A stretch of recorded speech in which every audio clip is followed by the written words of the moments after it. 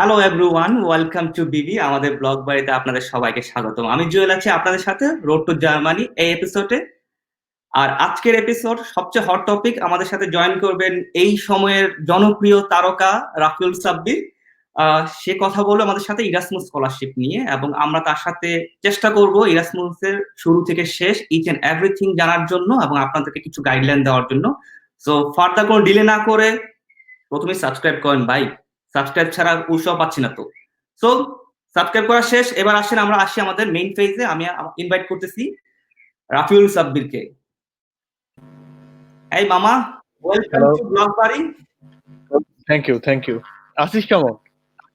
এই তো দোস্ত, ভালো আছি। কি অবস্থা এটা বল।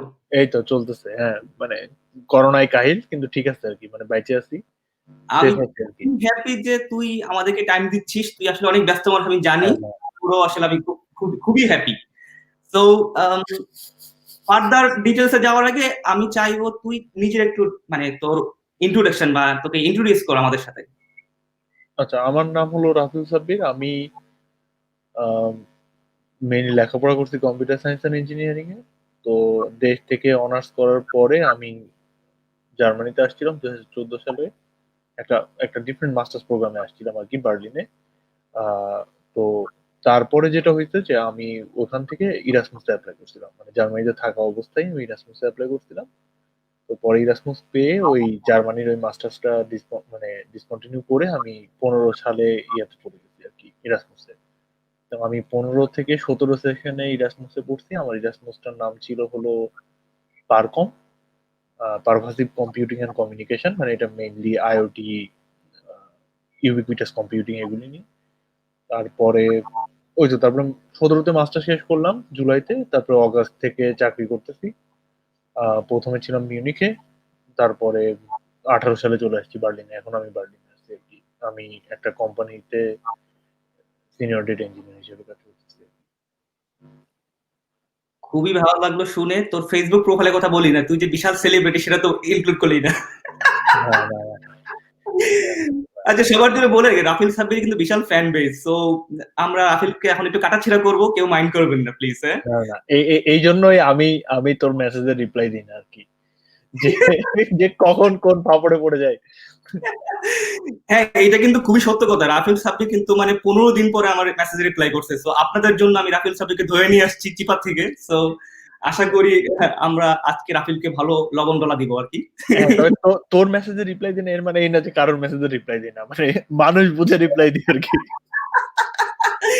সো খুব ভয় পাই যে পোলাপান দেখা যাচ্ছে আমাকে এখন ইদানিং। ভালোই লাগতেছে হ্যাঁ, দেখে। এর মধ্যে তুই আবার হয়েছিস ধরে এখন ইউটিউব সেলিব্রিটি, বলে যে দেখে নিন, গড় সে দেখিয়ে ইস ইনসান কো, এইটাই, বলে। 200 সাবস্ক্রাইবার নিয়ে সেই লেভেলের পুরাই মানে অস্থির অবস্থা। সমস্যা নাই, 200 সাবস্ক্রাইবার আজকে, ইনশাল্লাহ হবে আর কি সামনে, মানে সমস্যা নেই। সাবস্ক্রাইবার। কালকে হ্যাঁ, তুই পুরো করে দিলে পরশু দিনই মনে করতো 30,000 ফলোয়ার থেকে। হ্যাঁ, হ্যাঁ, অবশ্যই। সেইটাই আর কি। আর 5 টাকা করে আমাকে দিস পার পার সাবস্ক্রাইবার। আজকে আজকে আমি গুনবো, যে দেখবো যে তোর কত সাবস্ক্রাইবার, তারপরে তুই এই ভিডিও দিবি, আমি ওই অনুযায়ী ইয়ে করবো, ওই যে মিটার রিডিং এর মতো। আচ্ছা, ঠিক আছে, সমস্যা নাই। সবাইকে বলে রাখি, যদি 1,000 সাবস্ক্রাইবার হয় তার রাফেল সাব্বির পার্টি দিবে, কোনো সমস্যা নাই, ঠিক আছে। আমিল সাব্বির বলে পার্টি দিবে, কই যাবো? আচ্ছা ঠিক আছে মামা, আমরা একটু টপিকে আসি। আহ, হ্যাঁ, আজকের টপিক হচ্ছে আমাদের ইরাসমাস স্কলারশিপ, মেইনলি ওটা নিয়ে আমরা আলাপ করব। তো প্রথমে আমি যেই কোশ্চেনটা করব, মানে সবচেয়ে মেইন ইন জেনারেল কোশ্চেন, যে ধর আমি বাংলাদেশে আছি এই মুহূর্তে এবং আমি ইরাসমাস স্কলারশিপে অ্যাপ্লাই করতে চাচ্ছি, তাহলে আমাকে কি করতে হবে? ইন এ শর্ট তুই আমাকে কিছু ডিসক্রিপশন দে, তারপর আমরা একটু ডিটেলসে যাবো পরে। প্রথমে একটা ওভারভিউ দে আমাদেরকে যে আসলে কি করতে হবে। আচ্ছা, ইরাসমাসটা বেসিক্যালি হলো যে এটা ইউরোপিয়ান ইউনিয়নের একটা স্কলারশিপ। তো ইউরোপিয়ান ইউনিয়নে তো অনেকগুলো দেশ আছে। তো এই দেশগুলোর মধ্যে একটা মানে কোলাবোরেশন। ইরাসমাস কখনো একটা ইউনিভার্সিটিতে হয় না আর কি, মানে মাল্টিপল ইউনিভার্সিটি, মাল্টিপল ফ্যাকাল্টি মিলায়ে একটা এক একটা প্রোগ্রাম হয়। তো ইউরোপিয়ান ইউনিয়ন কি করে যে ওইখানে ফান্ডিং স্কলারশিপের, যে হ্যাঁ, এই বছর আমরা এত টাকা ফান্ডিং দিব। তো এরকম ধর 15টা বা 20টা প্রোগ্রাম আছে। এবং নর্মালি মানে ইরাসমাসে অনেক প্রোগ্রামও থাকে না।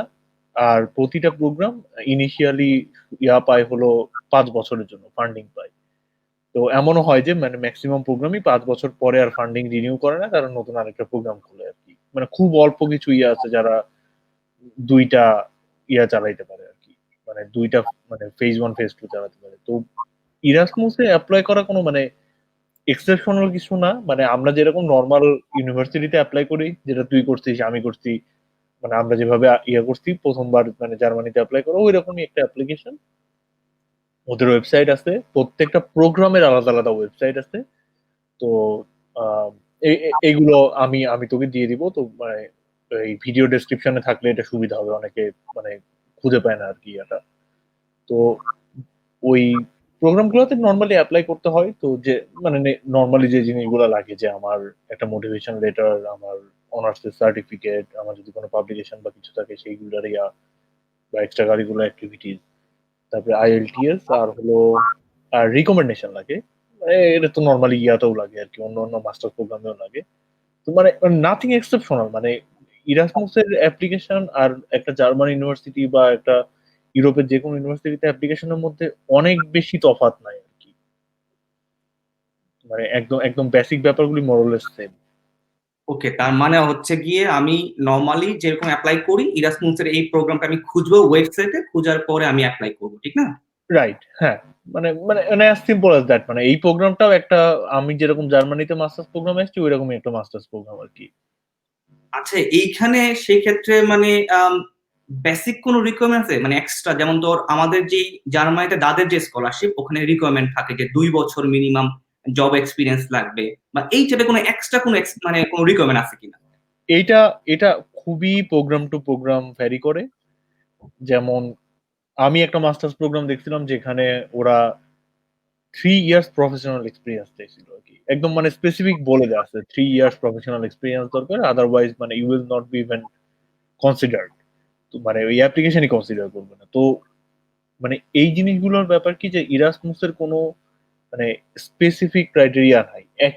একটা প্রোগ্রাম হয়তো ধর কম্পিউটার সায়েন্সে 5টা প্রোগ্রাম আছে, একটা প্রোগ্রাম হয়তো বা চাচ্ছে যে ওরা আইএলটিএস ব্যান্ড স্কোর চাচ্ছে 6, আর একটা প্রোগ্রাম চাচ্ছে আইএলটিএস ব্যান্ড স্কোর 7। একটা প্রোগ্রাম চাচ্ছে যে তোমাকে 3 বছরের এক্সপিরিয়েন্স থাকতে হবে, আর একটা প্রোগ্রাম কোনো এক্সপিরিয়েন্সই চাচ্ছে না। তো মানে এটার কোনো জেনারেলাইজড নাই আসলে, মানে রিকোয়ারমেন্টস নাই। এটা প্রোগ্রাম টু প্রোগ্রাম ভ্যারি করে, এবং এইটা হলো ওই প্রতিটা প্রোগ্রামের যে ওয়েবসাইট যে ওইগুলোতে গেলে ওরা আলাদা আলাদা করে দেয়াই থাকে, যে কোথায় কোন সেমিস্টার হবে, কি কি রিকোয়ারমেন্টস, এগুলো খুব স্পেসিফিক্যালি দেয়া থাকে। ওকে, তাহলে এই ক্ষেত্রে মোটামুটি টেনশন নেওয়ার একটু দরকার নাই। এবং হ্যাঁ, মানে ডিপেন্ডস আর কি, আমি যে প্রোগ্রামে যেতে চাই আর কি। সবার সবচেয়ে বেশি আগ্রহ যেটা থাকে টাকা পয়সার ব্যাপারে, এই ক্ষেত্রে একটু আমাদের মানে আইডিয়া দে যে আসলে কেমন টাকা পয়সা পাওয়া যাবে এই প্রোগ্রামে গেলে আর কি। আচ্ছা, মানে আমি যে প্রোগ্রামটাতে ছিলাম সেটার ছিল হলো যে আমাকে 24 মাস স্কলারশিপ দিত, ওই 1,000 ইউরো করে, 24,000 ইউরো। আর হলো এই প্রতি বছরে মনে হয়, মানে আমি টোটাল আমার ছিল হলো 32,000 ইউরো। তো মানে 16,000 করে করে প্রতি বছর, তো 12,000 তো ওই 1,000 করে করে, আর মানে প্রতি মাসে দিত। আর একটা একটা ডেফিনিট থাকে, সেটা হলো ট্রাভেল ট্রাভেল অ্যালাউন্স থাকে একটা, ওইটা মনে হয় কত 3,000 মতো বা এরকম, বা মানে সেটেলমেন্ট ফি বলে যেটাকে আর কি। বাট ওইটাও মনে হয় প্রোগ্রাম টু প্রোগ্রাম ভ্যারি করে, কাউকে 2,000 দেয়, কাউকে 3,000 দেয়, আমি ঠিক শিওর না। বাট ওই 1,000 যে ইউরোটা ওইটা দেয় আর কি নর্মালি, ওইটা জেনারেলাইজড। তো ওইটা আচ্ছা, 24 মাস পাওয়া যায়। এটা কি শুধু মাস্টার্স এর জন্য নাকি ব্যাচেলরের জন্য অ্যামাউন্টটা ভিন্ন, বা পিএইচডি এর জন্য ভিন্ন, ব্যাপারটা কেমন? ইরাসমাস ব্যাচেলরে নাই, মানে ইরাসমাসের ব্যাচেলরে যেটা আছে সেটা হলো এক্সচেঞ্জ প্রোগ্রাম আর কি, যে আমি এক সেমিস্টার ধরে এরকম একটা কোন একটা ইউনিভার্সিটিতে করে গেলাম। কিন্তু ইরাসমাসের পিএইচডি আছে, এবং পিএইচডিটা সম্ভবত 3 বছর ফান্ডিং দেয়, এবং ওটা সম্ভবত ফান্ডিং আর একটু বেশি আর কি। আর মাস্টার্সে দেয় হলো 24 মাস, 24 মাস। আচ্ছা, তাহলে আমি বুঝে গেলাম মোটামুটি ভালো একটা ভালো অ্যামাউন্ট মানে পাওয়া যাবে, এবং সেই কারণে মামার একটু তেল তেল অবস্থা দেখা যাচ্ছে। ওকে, ফাইন। এখানে আবার একটা ঝামেলাও আছে। ঝামেলাটা হলো যে ধর তুই তো এই যে 6 মাস পর পর চেঞ্জ করবি, তো দেখা গেল যে মানে ডর্মের অবস্থা তুই জানিস, মানে জার্মানির, মানে ওভারঅল জার্মানির অবস্থায় তুই জানিস যে মানে ডর্মে জায়গা পাওয়া কি পরিমাণ কঠিন, বড় সিটি গুলিতে আরো কঠিন। তো ওই হয় কি, যে ধর তুই একটা ইউনিভার্সিটিতে গেলি, সবচেয়ে দামি রুম গুলাতে তোদেরকে থাকতে দিল, কারণ ওরা জানে যে এদের প্রচুর টাকা পয়সা আছে। হ্যাঁ, যে দে 500 টাকা ভাড়া দে রুমের ভাড়া। তো আলটিমেটলি ওই ইয়েটা দেখলে মনে হয় যে মানে অনেক টাকা, বাট মানে এগুলি নানান ভাবে খরচ হয়, যাতায়াতের খরচ, ইয়ার খরচ, নানান খরচ মানে এই, আর একটা শিফটিং সব সময়, মানে তুই যদি রিলোকেট করিস, ধর তুই জবের জন্য রিলোকেট করলি বা ইয়া করলি, মানে you know all this things না, যে মানে খরচ চোখে দেখা যায় না কিন্তু প্রচুর খরচ হয়ে যায় আর কি। তো মানে খরচ আছে আসলে ইয়াতে।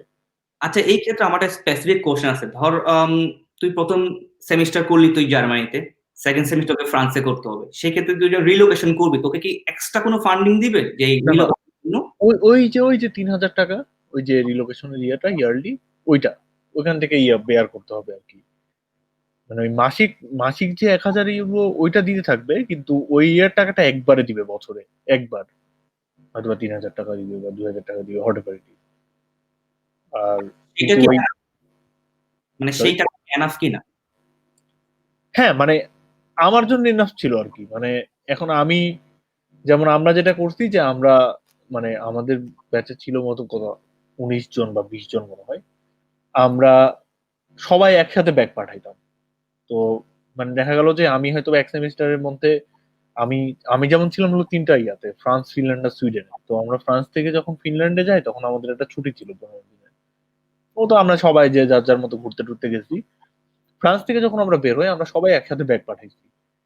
তো ফিনল্যান্ডে আমাদের যে প্রফেসর ছিলেন, যে কোঅর্ডিনেটর, উনি একটা ইয়ার রুমে ওই ওই সময় ওই ব্যাগগুলো রেখেছিলেন আর কি। আমাদের এই ধর মানে প্রায় 30-40টার মতো ব্যাগ বা আরো বেশি হয়তো বা, উনি একটা রুম খুলে ওটা ইয়ে করে রেখে দিয়েছিলেন। তো এইরকম করলে আসলে খরচ কমে, যে ওভারঅল একটা ইয়ে করে করলে। আর প্লেন ভাড়া টাড়া এগুলি ধর মানে আমরা তো জানি যে কবে কি হবে না হবে, ওইভাবে সবাই প্লেনের টিকিট টিকিট কেটে রাখলে মানে এটা আসলে ম্যানেজেবল আর কি। হ্যাঁ, আর 1,000 ইউরো তো আর মানে প্রতি মাসে খরচ হচ্ছে না, যদি আমি আমি সামহাও যদি আমার অ্যাকোমোডেশনটা চিপার ম্যানেজ করে ফেলতে পারি, মানে ইউ আর ডান। মানে আর বাকি খরচ আর কত টাকাই খরচ, খাওয়ার খাওয়ার খরচ তো খুব বেশি না আসলে। আচ্ছা, এই ক্ষেত্রে তোকে যেই তুই যেটা বললি তোকে সবচেয়ে দামি রুমটা দিচ্ছে বকর চকর জিনিসটা, এখন তুই কি নিজে প্রাইভেটলি অন্য কোথাও শিফট করতে পারবি নাকি তোকে বাধ্যতামূলক এই হলেই থাকতে হবে? প্রথমত ব্যাপারটা হলো যে, ধর আমি আসি একটা জায়গায় 6 মাস, এখন আমার বন্ধু বান্ধবরা সব ওইখানে, আমি আমি একটা স্পেশালাইজড মাস্টার মানে প্রোগ্রামে আসছি, আমি এখানে থাকবো 6 মাস। তো এই ঝামেলা কেউ নিতে চাবে না যে 6 মাসের জন্য আরেকটা বাসা ভাড়া করব, মানে সস্তায় থাকার জন্য বা ইয়ে করার জন্য। মানে সবাই একসাথে থাকবো, এবং ইরাসমুসদের যে মেইন যে ইয়াটা হয় সেটা হলো যে ইরাসমুসটা মোর অরলেস সব এক জায়গায় থাকে। কারণ মানে এখন আমি যদি একটা রেগুলার স্টুডেন্ট হই, যার হয়তো বা 2 বছরের একটা মাস্টার্স প্রোগ্রামে ইউনিভার্সিটিতে, আমার সাথে আসলে যে ছেলেটা 6 মাসের জন্য আসবে সে 6 মাসই থাকবে, তারপর সে যাবে। তো ওই জন্য মানে দেখা যায় যে ওই ছেলেটার সাথে আসলে ওর নিজের গ্রুপ বাদে অন্যদের সাথে ইয়ে করার সুযোগ কম, মানে লং টার্ম রিলেশনশিপ রাখার সুযোগ কম। তো ওরা বেসিক্যালি মেনলি মানে নিজেদের মধ্যেই থাকে আর কি। সার্টেনলি মেশে অন্যদের সাথে, কিন্তু মানে ওই থাকা টাকার ব্যাপারে মানে সুবিধা হয় আসলে, একই একই সাবজেক্ট পড়তেছে, একই কোর্স করতেছে, গ্রুপ স্টাডিজ এর ব্যাপার আছে, পরীক্ষার ব্যাপার আছে। এই ব্যাপারটা আর বা একসাথে মানে কোর্সটা কন্টিনিউ করার ব্যাপারটা হেল্প। হ্যাঁ হ্যাঁ। আর এমনিও দেখা যায় যে ওই গ্রুপ করলে মানে একটা কোর্সে হয়তো বা গ্রুপ হইলো, ওই দেখা গেল ইরাসমাসটা নিজেদের নিজেদের মধ্যেই গ্রুপ হয়ে গেছে, হয়তো বা একজন বা দুজন বাইরে থেকে আসছে আর কি, এরকম। তো ওইটাও সুবিধা হয় আর কি, একই ডর্মে থাকলে মানে ইয়া হয় আর কি। আচ্ছা, ঠিক আছে, এই জিনিসটা জেনে নিলাম আমরা। এখন আমাকে এটা বল যে আমি আসলে মেইনলি কোন ওয়েবসাইটে যাব খোঁজার জন্য, মানে অথেন্টিক বা সবচেয়ে যেই সোর্সটাতে আমি খুঁজবো। কারণ এখন তো ইন্টারনেটে মানে গুগলে সার্চ করলে অনেক লিঙ্ক পাওয়া যায়। মেইনলি কোন জায়গায় আমি গেলে অথেন্টিক নিউজটা পাবো বা আমার এই সোর্সের এই ইনফরমেশন গুলো পাবো, ইচ এন্ড এভরিথিং? আচ্ছা, ওই ইউরোপা.ইউ, মানে ইউরোপা.ইউ যেটা আর কি, EUROPA.EU, ওই ওইটা হলো ওদের অফিসিয়াল ওয়েবসাইট। মানে এইটা বাদে আর কোথাও কোনো ধরনের ইনফরমেশনকে ভ্যালিড মানে মনে করার কোনো কারণ নাই আর কি। মানে ওদের নিজস্ব ওয়েবসাইট আছে। আমি মানে ওই ভিডিওর, আমি তোকে দিলাম ওইটা, ওই তুই ভিডিওর লিঙ্ক ডেসক্রিপশনে দিয়ে দিস, তাহলে সবাই দেখতে পারবে আর কি। ওখানে প্রোগ্রামের লিস্ট টিস্ট থাকে। ওখানে নিজের মানে ধর কেউ ন্যাচারাল সায়েন্সের, কেউ কম্পিউটার সায়েন্সের, কেউ হয়তো বা সোশ্যাল সায়েন্সের, বা কেউ হয়তো অন্য কোনো একটা প্রোগ্রামে আসছে, মানে ওই রকম প্রোগ্রাম ওয়াইজ বা ইয়া করা যায় আর কি, ফিল্টার করা যায়। ওখান থেকে দেখা যায় যে আমার আমার রিলেটেড মানে আমার ইয়ার রিলেটেড কোন কোন প্রোগ্রাম আছে আর কি। আচ্ছা, এই ক্ষেত্রে একজন আমাকে কোশ্চেন করলো, তার নাম ইমরান। সে বলল যে কান্ট্রি স্পেসিফিক একটা অপশন আছে, এই জিনিসটা কি? কান্ট্রি স্পেসিফিক কিসের অপশন? মানে স্কলারশিপের অপশন, মানে সব কান্ট্রি আবার ওই নির্দিষ্ট কোর্সে অ্যাপ্লাই করতে পারবে না, বা সামহাউ এরকম কিছু কোনো ফিল্টার কি আছে যে বাংলাদেশ থেকে ওরা অ্যাপ্লাই করতে হবে এই সাবজেক্ট গুলোতে, বা ইন্ডিয়া থেকে অন্য কোনো সাবজেক্ট অ্যাপ্লাই করা যাবে, এই কান্ট্রি স্পেসিফিক কিছু আছে কি? কান্ট্রি স্পেসিফিক বলতে অনেক মাস্টার্স প্রোগ্রাম আছে যেখানে, না কিন্তু কান্ট্রি স্পেসিফিক থাকার কথা না। এমন হইতে পারে যে হয়তোবা কোনো কান্ট্রিকে বাদ দিচ্ছে, যে হ্যাঁ এই পার্টিকুলার কান্ট্রি থেকে আমরা লোক নিব না। কিন্তু ওরকম কান্ট্রি স্পেসিফিক কোনো ইয়া আমি অ্যাটলিস্ট দেখি নাই আর কি। কম্পিউটার সায়েন্সে আমি যে কয়েকটাতে অ্যাপ্লাই করছি আমি কোনোটাতে দেখি নাই যে এই, আচ্ছা না না না, একটাতে দেখছি যে এই কান্ট্রি থেকে ওরা লোক নিবে না, কারণ ওইটার যে প্রোগ্রাম কোঅর্ডিনেটিং যে কান্ট্রিটা ইউরোপে, ওরা সম্ভবত ওদের ভিসা প্রসেস করে না আর কি, sort of something like that. এই জন্য ওরা ইয়ে করবে না আর কি। বাট এটা এমন না যে মানে এটা মানে খালি এশিয়া থেকে নিবে, ইউরোপ থেকে নিবে না বা ইয়ে থেকে নিবে না। মানে ইরাসমুসের মেইন ব্যাপারটা হলো যে এটা যতটা না আসলে এডুকেশনাল মানে ইয়া ব্যাপার, তার চেয়ে বেশি লাইফ এক্সপিরিয়েন্স আর কি। যে হ্যাঁ আমি বিভিন্ন কালচারে গেলাম, বিভিন্ন কান্ট্রিতে গেলাম, আমি হয়তোবা দেখা যাচ্ছে আমরা 20 জন মানুষ 15টা বা 16টা দেশ থেকে আসছি। এই যে কালচারাল এক্সচেঞ্জ, কালচারাল ইয়াটা, এইগুলি আসলে ইরাসমাসের মেইন ফোকাস আর কি। কারণ মানে তুই 6 মাস পর পর মানে ইয়ার চেঞ্জ করতেছিস, মানে লেখাপড়াও ওই রকমই হবে, যে খুব কম্প্যাক্ট লেখাপড়া হবে, ইয়া হবে। মানে যখন ক্লাস হবে তখন কোনো কিছু সুযোগ পাওয়া যাবে না, তারপরে আবার পোলাপান যে যেদিকে যায় ইয়ে করে ওরকম হয় আর কি। তো ওরা এই জিনিসটা দেওয়ার চেষ্টা করে যে একটা মানে mix of both educational and cultural experience আর কি। ওকে, মানে তাহলে ডাইভার্সিটি আর কি আশা বেসিক্যালি। করি ইমরান অ্যান্সারটা পাইলো, যে আসলে যেই অথবা সে যেটা খুঁজছে সেই হঠাৎ ওটাতে হয়তোবা কান্ট্রি স্পেসিফিক অপশন ছিল আর কি। হ্যাঁ হতেই পারে, এটা এটা অস্বাভাবিক কিছু নয়। এবং মানে আমি আবারও বলতেছি যে মানে প্রতিটা প্রোগ্রামের রিকোয়ারমেন্টস এবং ইয়ে ডিফারেন্ট। তো কোনো প্রোগ্রাম বলতেই পারে যে আমি অমুক অমুক অমুক দেশের লোকজনকে নিব না। So that's quite normal. আচ্ছা, এখানে আমাকে একটা সবচেয়ে বড় ইম্পর্টেন্ট কোশ্চেন একটা আমার মাথায় আসছে, যে এক্স্যাক্টলি আসলে কোন সময়ে অ্যাপ্লাই করতে, মানে আমি ধর একটা তো ফেজ থাকে, যেমন জার্মানিতে উইন্টার সেমিস্টার, সামার সেমিস্টার, এবং ওদের নির্দিষ্ট একটা ফেজ থাকে যে উইন্টারের জন্য অ্যাপ্লাই করতে হলে অবশ্যই জুনের মধ্যে অ্যাপ্লাই করতে হবে, বা সামারের জন্য অ্যাপ্লাই করতে হলে অবশ্যই জানুয়ারি বা ডিসেম্বর অ্যাপ্লাই করতে হবে। মানে ইরাসমাস এরকম কোনো ফেজ আছে কিনা, বা ওরকম কোনো অপশন আছে কিনা? হ্যাঁ, মেইন যে ফেজটা হয় সেটা হলো মানে এটা আবারও ওই যে মানে প্রোগ্রাম টু প্রোগ্রাম ভ্যারি করে আর কি। কারণ একটা প্রোগ্রাম হয়তো বা অক্টোবর থেকে লোক নিচ্ছে, তাদের ডিসেম্বর 31 হলো ডেডলাইন। আবার একটা প্রোগ্রাম হয়তো বা অক্টোবর থেকে লোক নিচ্ছে, তাদের ডেডলাইন হয়তো বা February 28 বা মার্চ 31 বা এরকম। তো এটাও মানে খুব বেশি প্রোগ্রাম স্পেসিফিক আর কি।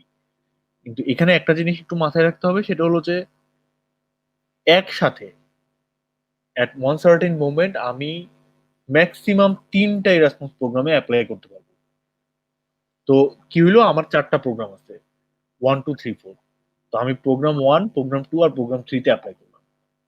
এখন যদি আমি প্রোগ্রাম 4-এ অ্যাপ্লাই করি, there is a high chance যে আমার প্রত্যেকটা মানে ওই বাকি যে 3টা বা ইয়ে আছে, সেই 3টা ইয়া ক্যান্সেল হয়ে যাবে আর কি অ্যাপ্লিকেশন। কারণ ওটা বলা মানে আমরা যখন ইরাসমাস ইয়াতে ছিলাম তখন ওখানে বলা ছিল যে at most 3 at a time. মজাটা হলো যে আমি মনে করো এই 1 2 3 এর একটা থেকে রিজেকশন পাইলাম, যে হ্যাঁ আমরা তোমার ইয়াটাকে ইনিশিয়ালি কনসিডার করতেছি না। তখন কিন্তু আমি আবার 4 নাম্বারটাতে অ্যাপ্লাই করতে পারবো, কারণ আমার তখন মানে কন্টিনিউয়াস অ্যাপ্লিকেশন থাকবে 3টা আর কি, যেহেতু আমি একটা থেকে রিজেক্টেড হয়ে গেছি। তো এইটা এটা অনেকেই ভুল করে। আমি একজনকে চিনি যিনি এরকম এই 4টা প্রোগ্রামে অ্যাপ্লাই করে সবগুলি মানে ডিসকোয়ালিফাই হয়েছে। মানে ওনাকে 1 বছর অপেক্ষা করে পরের বছর আসতে দিচ্ছে আর কি। মানে মানে এটা খুব সিলি মিস্টেক, বাট এটা মানে অনেকেই বলে না বা বোঝে না। এটা একটু জানা থাকা দরকার আর কি, যে at most 3 programs at A time.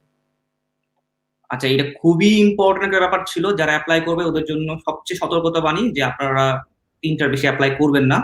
আচ্ছা, তুই যেটা বললি যে মানে এইমাত্র যে একটা প্রোগ্রাম ক্যান্সেল হওয়ার পরে তুই চাইলে আরেকটা মানে মানে উম, তোর স্লট থেকে তুই 4 নাম্বার প্রোগ্রামে অ্যাপ্লাই করতে পারবি। সেই ক্ষেত্রে তুই জানবি কখন যে আসলে আমি এটা পাই নাই, বা সামহাও আমাকে ওই সেমিস্টার আমি আরেকটা অ্যাপ্লাই করতে পারবো, এই জিনিসটা কি? মানে ওই ওই যে মানে যেটা বললাম না, যে ধর এই প্রোগ্রামটার ডেডলাইন হলো 31 ডিসেম্বর। তো আমি অ্যাপ্লাই করলাম, আমাকে আর ওই যে আরেকটা যে প্রোগ্রাম আছে ওইটা হয়তো বা আমি রেখেই দিছি এই জন্য যে হ্যাঁ ওইটার ডেডলাইন আছে হলো মার্চ পর্যন্ত, সো আমি পরে অ্যাপ্লাই করবো। এই যে 31 ডিসেম্বরে ডেডলাইন ছিল যে প্রোগ্রামটার, এই প্রোগ্রামটা হয়তো বা তোকে ধর মিড জানুয়ারি বা লেট জানুয়ারি, ধর জানুয়ারি 20 তারিখ বা 25 তারিখ তোকে জানাই দিল যে হ্যাঁ মানে তোমাকে দিয়ে হবে না। তো আমার কাছে কিন্তু স্টিল ওই মানে জানুয়ারির 20 তারিখ থেকে মার্চের 31 তারিখ পর্যন্ত সময় আছে ওই ফোর্থ প্রোগ্রামটাতে অ্যাপ্লাই করো, তখন আমি ওটাতে অ্যাপ্লাই করে দিব। মানে ওই যে যেটা বললাম যে মোরালেস তো সব সেম রিকোয়ারমেন্ট, তো ওইটা কোনো সমস্যা হয় না খুব একটা। আচ্ছা, সেই ক্ষেত্রে কি আমাকে মানে নতুন করে এক সেট ডকুমেন্ট পাঠাতে হবে 4 নাম্বার অ্যাপ্লিকেশনের জন্য, মানে না না, তিন? ওয়েট ওয়েট, মানে ডকুমেন্ট কিন্তু পাঠাইতে হয় না কোথাও। মানে আমি যেমন যে কয়েকটা প্রোগ্রামে অ্যাপ্লাই করছি, মানে আমি এক্স্যাক্টলি সেম কাজটা করছি, আমি 3টা প্রোগ্রামে অ্যাপ্লাই করছি, আমাকে একটা থেকে রিজেক্ট করছে, তারপর আমি আবার ওই 4 নম্বর প্রোগ্রামটাতে অ্যাপ্লাই করছি। তো কোথাও ডকুমেন্ট পাঠাতে হয় না, এগুলো অনলাইন। মানে অনেক, ও আচ্ছা না, অনেক প্রোগ্রাম মনে হয় চাই যে হ্যাঁ মানে পেপার ডকুমেন্ট সেন্ড করতে হবে, বাট আমি যেগুলোতে করছি ওগুলোতে চাই না আর কি। না মানে এখানে আমার কোশ্চেন হচ্ছে যে তুই 3টা প্রোগ্রাম অ্যাপ্লাই করলি, তোকে কি 3 সেট ডকুমেন্ট সাইন করতে হবে, নাকি তুই একটা ওয়েবসাইটে তোর অ্যাকাউন্ট খুলে সেখানে শুধু ডকুমেন্ট গুলো আপলোড করলেই হবে? মানে ওই ওই যে প্রোগ্রামের স্পেসিফিক ওয়েবসাইট থাকে আর কি। আচ্ছা, দ্যাট মিনস তুই 3টা প্রোগ্রাম অ্যাপ্লাই করলে 3টা স্পেসিফিক মানে ডিফারেন্ট ওয়েবসাইট আসবে, সেই 3টা ডিফারেন্ট হ্যাঁ, 3টা অ্যাকাউন্ট খুলতে হবে নাকি? হ্যাঁ, এমনও হইতে পারে যে তুই কি কখনো মোডল দেখছিস? মোডল, হ্যাঁ। ওই যে মোডল কিন্তু একটা সেম মানে মানে সার্ভিস বেস সফটওয়্যার, যেটা ধর তোর ইউনিভার্সিটি ইউজ করে, আমার ইউনিভার্সিটি ইউজ করে। হুম। তো ওই রকম টাইপেরই একটা সিস্টেমে অ্যাপ্লিকেশন হয় আর কি, যে মানে দেখে মনে হইতে পারে সেম জিনিস, কিন্তু হয়তো বা ওইটা মেনটেন করে ডিফারেন্ট লোকেরা আর কি। বাট মানে 3টা অ্যাপ্লিকেশন 3টা আলাদা অ্যাপ্লিকেশন হিসেবে কাউন্ট হয় আর কি।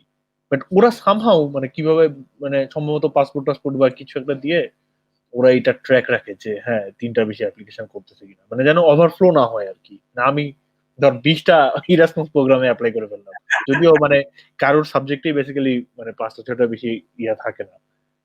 মানে মানে মাস্টার্স প্রোগ্রাম খুব কম, তো মানে একটা সাবজেক্টে মানে 4টার 5টার বেশি হলে মাস্টার্স প্রোগ্রাম থাকে না।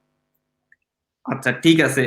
আমাকে আম, একটা জিনিস বল, যে আমি যদি জব করি তাহলে সেই ক্ষেত্রে মানে আমার অপশন কি বাড়বে, বা এরকম কোনো অপশন আছে কিনা যে হ্যাঁ ধর দুটা স্টুডেন্টের সেম ক্যালিবার বা দুটা অ্যাপ্লিকেশন, সেই ক্ষেত্রে অন্য কোনো এক্সট্রা কিছু আছে কিনা যে জিনিস দিয়ে আমি আমার অ্যাপ্লিকেশনটা বা আমার জিনিসটা একটু হাই উপরে উঠানো যায়, প্রবাবিলিটি ইনক্রিজ করা যায়, এরকম কোনো অপশন আছে কিনা বা এরকম কোনো ফ্যাক্টর আছে কিনা?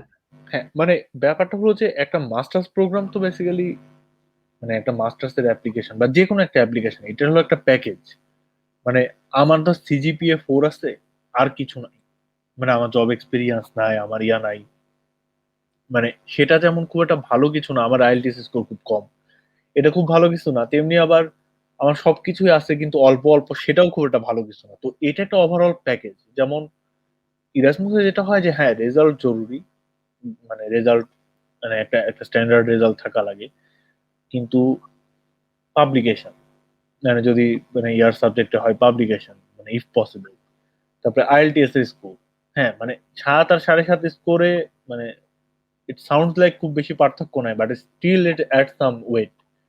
যে আমি 7 পাইছি, তুই 7.5 পাইছি, ওইটা হয়তো বা মানে তুই কিছুটা হলেও পয়েন্ট বেশি পাবি আর কি, কারণ মোরলেস সেম ক্যালিবার। ধর তোরও একটা পেপার আছে, আমার একটা পেপার আছে আন্ডার গ্রেডে, মানে নো ম্যাটার যে আমি কোথায় থেকে পেপার করতেছি, কারণ আমাদের দেশে আন্ডার গ্রেডে IEEE পেপার খুব কম লোক করে, বাট মানে রিয়েল পেপার বা রিসার্চ খুব কম মানুষ করে, বাট করে। কিন্তু এইটা হলো একটা ওভারঅল প্যাকেজ যে হ্যাঁ আমি জব এক্সপিরিয়েন্স আছে, যেমন আমার আইটিতে যেটা হয় যে হ্যাঁ আইটিতে জব এক্সপিরিয়েন্স থাকলে সেটা ভালো। এখন আইটি জবেরও এক্সপিরিয়েন্স আবার 2 রকম, বা বা ধর তুই যে সাবজেক্টে, যে হ্যাঁ একটা হলো যে তোর ইন্ডাস্ট্রির জব, আর একটা হলো তোর টিচিং প্রফেশন। হুম। যে যে ছেলেটা ধরো কেমিস্ট্রিতে পড়ছে, সে হ্যাঁ একটা কেমিস্ট্রি হিসাবেও কাজ করতে পারে, আবার সে কিন্তু একটা ইউনিভার্সিটি বা ইয়াতে কলেজে কেমিস্ট্রির টিচার হিসেবেও মানে লেকচারার হিসেবেও জয়েন করতে পারে। হুম। হুম। তো এই জিনিসগুলি অনেক জায়গায় ভ্যারি করে এই কারণে যে অনেকগুলি ইরাসমাস প্রোগ্রাম আছে যারা খুব বেশি রিসার্চ ওরিয়েন্টেড। আমি একটা প্রোগ্রামের কথা জানি, যেমন মাস্টার্স ইন পাবলিক হেলথ, যেটা MPH এর একটা প্রোগ্রাম আছে, ওরা এই টাইপের জিনিসপত্রগুলিতে খুব দাম দেয়। যে ফর এক্সাম্পল আমাদের দেশে একজন কেউ ইয়াতে কাজ করছে, সে রোহিঙ্গাদের ইস্যু নিয়ে কোনো একটা কাজ করছে, মানে রোহিঙ্গারা যেখানে আসতে আসতে কক্সবাজার বা ওই এলাকায় গিয়ে সে কোনো একটা কাজ করছে, বা এবার ধরো মাইগ্রেশন নিয়ে, মানে এই যে রোহিঙ্গাদের যে মাইগ্রেশন হচ্ছে হচ্ছে এই জিনিসগুলি আসলে এরা খুব বেশি ভ্যালু করে, যে এই যে ডাইভার্স এক্সপিরিয়েন্স। ধর আমি হয়তো বা কম্পিউটার সায়েন্সের, তো আমি কোথাও একটা জায়গায় গিয়ে চ্যারিটি করতেছি, ওই যে ধর জাগো ফাউন্ডেশন টাইপের আর কি, কিন্তু মানে এই যে এরকম টাইপের যে কাজগুলা, বা তুই ধর খান একাডেমি একটা ইয়ে আছে না, ওয়েবসাইট আছে, ওদের একটা ট্রান্সলেটর হিসেবে কাজ করবি।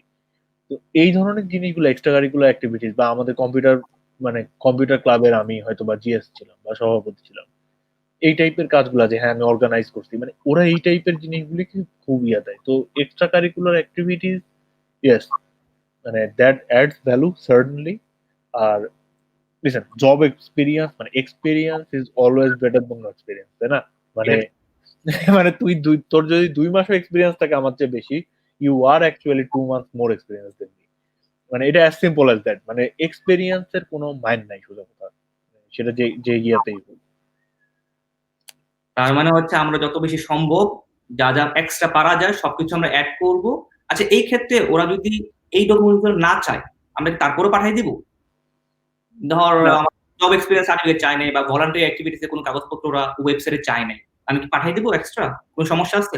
না, কিন্তু আমি এই জিনিসগুলো মেনশন করব। তো এটার একটা বড় উইয়া হইলো যে আমি মানে এটা মেনশন করার একটা বড় জায়গা হলো আমার এসওপিটা বা কাভার লেটারটা। মানে দেখ ভাই, মানে তোর আমার মানে we all have our own stories, তাই না? মানে হুম, তোর একটা স্টোরি আছে, হার্ডেলস এর হোক বা ইয়ার হোক, মানে ভালো কিছুর হোক, আমার একটা স্টোরি আছে। ওরা এই স্টোরিটাকে যদি ঠিকমতো রিপ্রেজেন্ট করতে পারে কেউ, যে হ্যাঁ মানে খুব বেশি মানে ইয়া না, মানে সুগার কোটেড না, বাট মানে কিছুটা সুগার কোটিং তো লাগেই। বাট মানে ওই যে মানে আমরা আমরা লিখি না যে এসওপি তে যে ওই কোন স্যার আমাকে ইয়া দিল, রিকমেন্ডেশন দিল, তো বললো যে এরকম একটি ছাত্র না পেলে তোমাদের জীবন বৃথা, এরকম টাইপের কথাবার্তা। দেখা গেল যে ওনার কোর্স হয়তো আমি 2বার ফেল করছি, বাট মানে সেটা ডিফারেন্ট ইস্যু, হ্যাঁ। কিন্তু যখন যখন ইয়া লেখে, এসব মানে কি বলে রিকমেন্ডেশন লেখে, তখন বলে যে হ্যাঁ ও খুব অ্যাটেন্টিভ একজন ছাত্র ছিল, আমি হয়তো বা সারা সারা বছর স্কুল পালাইছি বা এই কলেজ মান পালাইছি। হ্যাঁ, কিন্তু ব্যাপারটা হচ্ছে কি যে জিনিসটা হলো কি, আমি তোকে চিনি না, তুই আমাকে চিনিস না। মানে যে প্রফেসর তোর সিভি দেখতেছে সে তোকে চেনে না।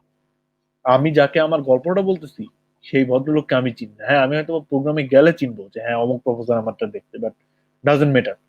মানে আমাদের কমিউনিকেশনের থ্রুটা হলো আমাদের পেপারস গুলা, যে এই কি বলে মানে একাডেমিক পেপার, আইএলটিএস, হেন তেন এগুলি। তো এসওপিটা হলো একটা বড় জায়গা, কারণ এসওপিটা খুব মনোযোগ দিয়ে পড়া হয়। তো এসওপিতে যদি আমি এইভাবে মেনশন করতে পারি যে হ্যাঁ এই এই আমি করছি, এবং এই কারণে আমি মনে করি যে আমার মানে আমার এই পার্টিকুলার ইরাসমাসটা পাওয়া খুব দরকার, মানে মানে পেলে খুব ভালো হয় আর কি। মানে দরকার না মানে টাকা তো সবারই দরকার, হ্যাঁ ঠিক আছে, কিন্তু মানে মানে যে হ্যাঁ মানে আমি আমি মনে করি যে আমি এটার জন্য বেস্ট ফিট, কারণ আমি এই এই করছি। তো মানে হ্যাঁ অনেক জায়গায় চায় না, মানে ইয়েগুলা চায় না, কিন্তু হয় কি যে আমি হয়তো মিথ্যা কথা বলে আসলাম যে আমি হ্যান করছি ত্যান করছি, পরে আইসে দেখা গেল যে না তুমি হ্যান ত্যান করো নাই, খালি বলছো। তো এটাতে একটা বাজে ইয়ে হয় কি যে পরবর্তী ইনটেক গুলা থেকে, মানে পরবর্তী ব্যাচ গুলা থেকে যদি একটা নেগেটিভ ইমপ্রেশন পড়ে যে হ্যাঁ অমুক মানে ধর মনে করো আমি আমি তোকে একটা এক্সাম্পল বলি যে আমাদের ইয়াতে যেমন ওইখানে একটা দেশের, আমি নাম বলতেছি না, মানে একটা দেশের এই এক ভদ্রলোক আমাদের আগের কোহর্টে উনি ইয়া করে আসছিলেন আর কি। মানে ওনার ওনার সবকিছু ঠিক ছিল, কিন্তু উনি জব এক্সপিরিয়েন্সের ব্যাপারটা মিথ্যা কথা বলছিলেন। এবং জব এক্সপিরিয়েন্সটা কিন্তু চেক করছে ওরা, মানে ওই পার্টিকুলার কোম্পানিতে মেইল দিয়ে বা ফোন দিয়ে ওরা ভেরিফাই করছে। হি গট কট, মানে মানে তোর জব এক্সপিরিয়েন্স নাই, তুই বললি যে আমি অনেক জায়গায় 5 বছর কাজ করছি। মানে বুঝতে পারতেছি যে আমাদের এশিয়ান রিজিয়নেরই আর কি। তো চেক তো করে। হ্যাঁ তার মানে ওরা চেক করে এই জিনিসগুলো। হ্যাঁ মানে মানে র্যান্ডমলি হয়তো বা চেক করছে, আমারটা হয়তো বা চেক করে নাই, তোরটা করলো। এখন আচ্ছা, তুই তারপর? মিথ্যা কথা বলিস নাই, তুই বেঁচে গেলি, মাঝখান থেকে আমিও বেঁচে গেলাম, কারণ আমি মিথ্যা কথা বলছি। কিন্তু যদি উল্টাটা হয় তাহলে ধরা। তো যেটা হইলো কি, পরের বছর থেকে আমাদের কোহর্টে ওই ওই মানে আগের বছরে যে 14 থেকে 16 যে ইনটেক, ওইটাতে 2টা ছিল ওই ওই দেশ থেকে, 2টা ছেলে ছিল, মানে একটা ছেলে একটা মেয়ে। তো পরের বছরে ওই দেশ থেকে আর কোনো ইয়েই নিল না আর কি। না নিয়ে দুইজন বাংলাদেশি নিল, একজন ইন্ডিয়ান নিল, আর একটা হলো কোন দেশি নিল, নেপালি নিল একটা।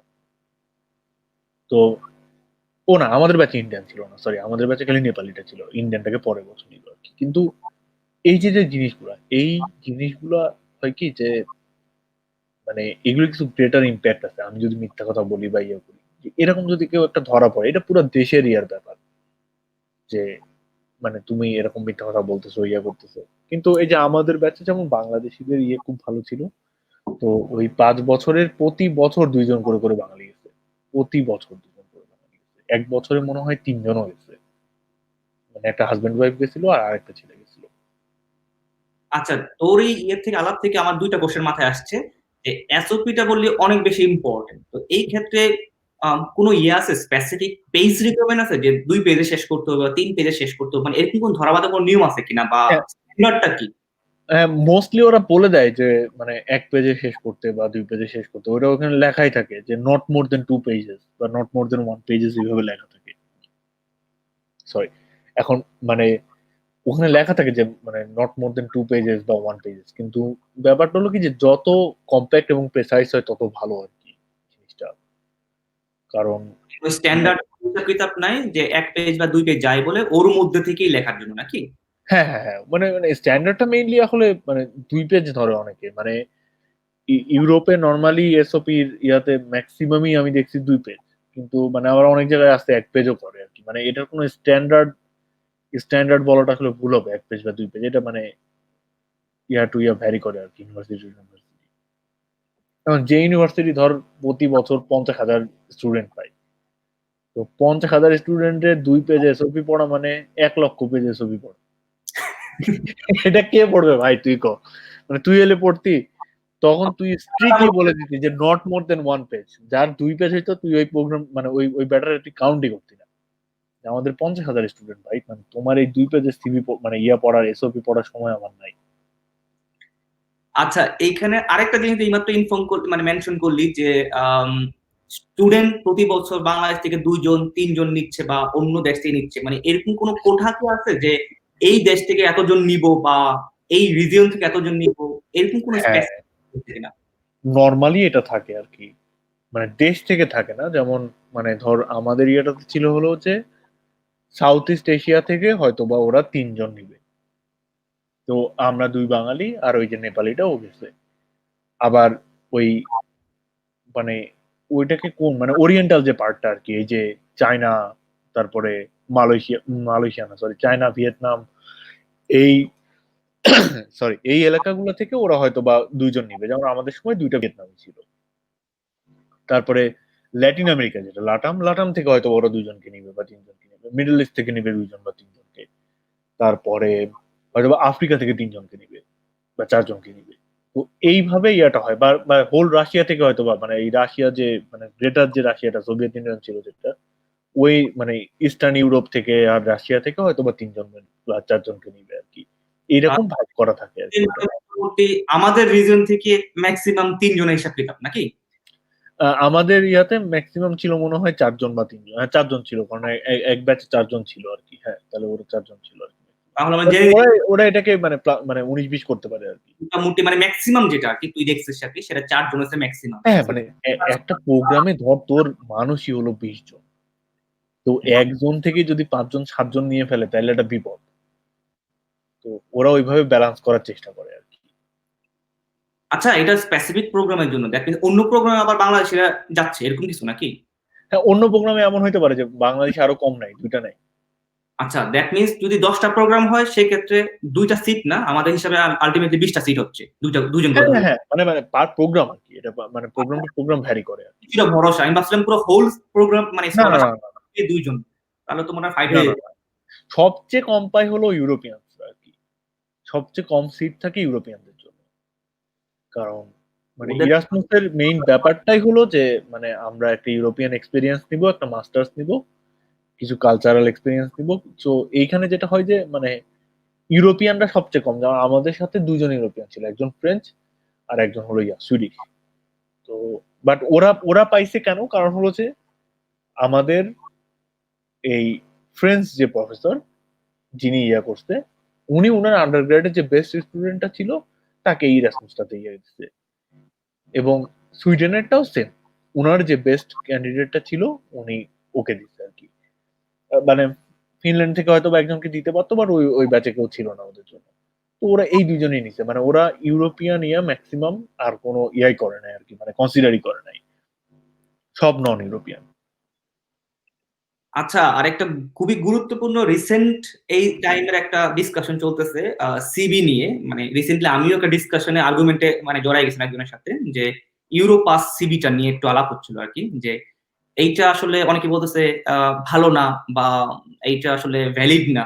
মানে এরকম কোনো স্পেসিফিক কিছু আছে কিনা যে সিবিতে আমাকে ইউরোপাস মানে মেনশন করতেই হবে, মানে ফলো করতে হবে, অথবা আমি অন্য কিছু ফলো করতে হবে, বা ইউরোপাস করা যাবে না, মানে এরকম কোনো স্পেসিফিক কিছু রিকমেন্ড কি আছে? এইটা আসলে মানে এক একজনের ইয়া এক এক রকম। ধর একটা গাছ দেখে আমার ভালো লাগতেছে, তোর কাছে মনে হলো এই এই এই খাম্বার মতো গাছ দেখার কি আছে, ব্যাপারটা এরকম। মানে ইউরোপাস তো কোনো স্ট্যান্ডার্ড না যে হ্যাঁ আমাকে ইউরোপাস দিতে হবে, মানে unless and until they are mentioning specifically যে হ্যাঁ তোমাকে ইউরোপাস ফরম্যাটে সিভি দিতে হবে। মানে I think I can go with a normal CV. যেমন আমি এখানে জব করি, আমি কখনো ইউরোপাসের সিভি দেই না, মানে ইউরোপাসের ফরম্যাটটা আমার খুবই অপছন্দ। কিন্তু আমি ইরাসমুসের একটাতে ইউরোপাসের সিভি দিছিলাম, কারণ ওখানে স্পেসিফিক্যালি বলা ছিল যে তুমি ইউরোপাস ফরম্যাটে সিভি দিবা। তো আমি ওটাতে দিছিলাম।